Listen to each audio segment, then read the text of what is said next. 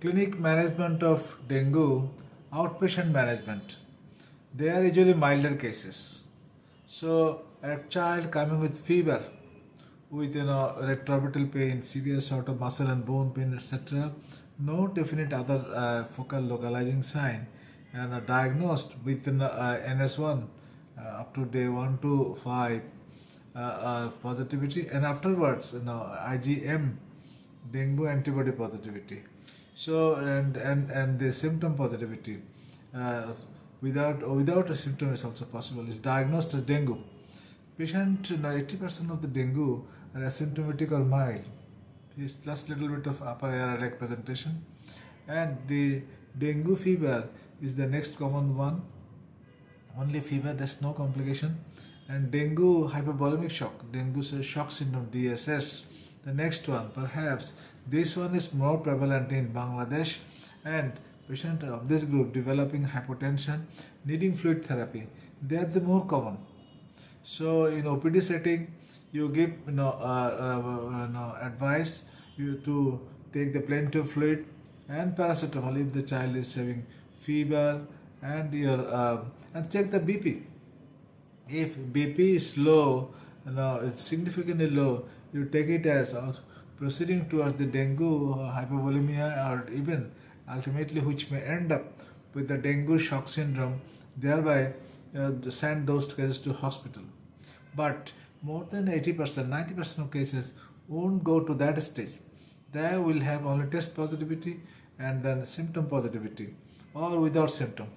So assess them by blood pressure and other features of hypovolemia clinically, and then if they are not there, you observe for 7 to 10 days.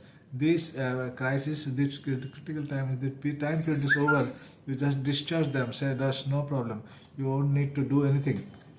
Doing CBC in a test positive cases is not always that what, but a patient having your symptoms of your thrombocytopenia, there can be rashes. The rashes, how to differentiate dengue rash from the other rashes. Viral fever, they do have rash, and they are plenty. And then insect bite, unrecognized insect bite, and in our dark complexion, basically understanding rash is also difficult.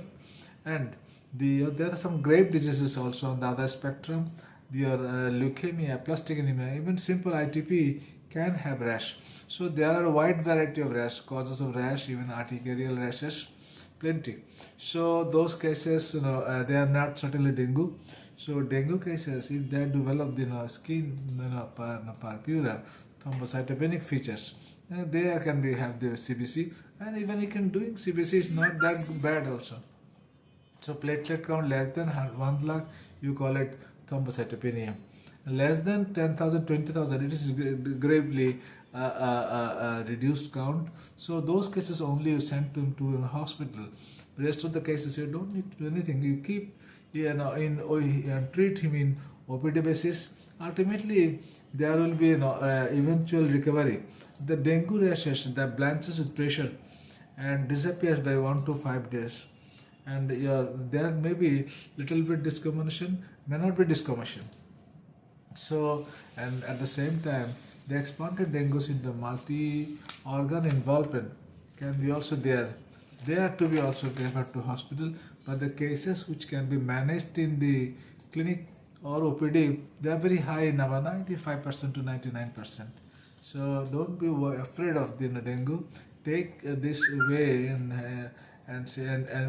keep a meticulous eye on the shock, hypovolemia, and your expanded dengue and dengue hemorrhagic fever.